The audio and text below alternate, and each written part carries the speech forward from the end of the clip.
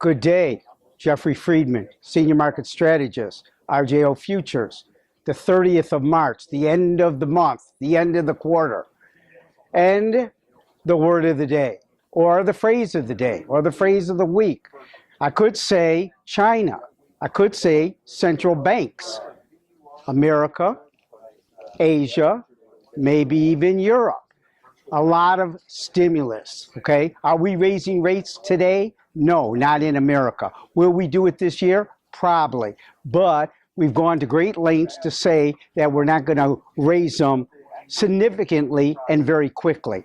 Here, we are stimulating in China, and that's the word of the day, really, China. So central banks are making the stock market more attractive globally as well as in the United States. We're up 20 points. Okay, and we're going to talk about technicals in a minute, but we went today alone from short-term bearish to short-term sideways to up, but we'll get involved with that in a minute. Central banks is the key right now. I would have to say that in the last 3, 4, 5 weeks, economics in the United States haven't been robust, but they've been okay.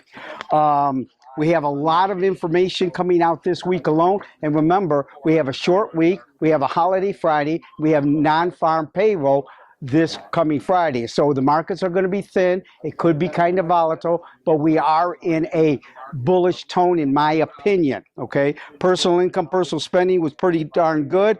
We're going to have housing. We're going to have PMI, we're going to have manufacture, we're going to have consumer confidence, construction spending, and non-farm payroll. So we have a lot on the docket, even though we're in kind of like spring break, if you will.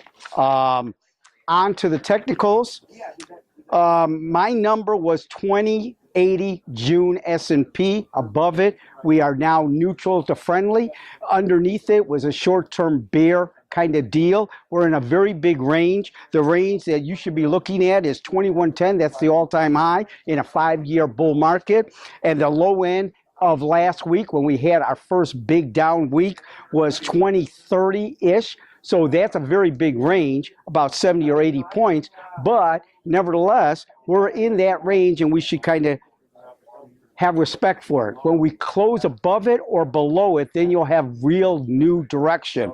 Until then, we're still in the bull market. The trend's your friend, in my opinion. You should be buying dips, in my opinion, unless we close under 2030. Now, for short-term traders, in my opinion, 2080 is kind of a pivot number, okay? So if we're above it, which we are right at this one moment, we're up 20 points, then we're slightly friendly.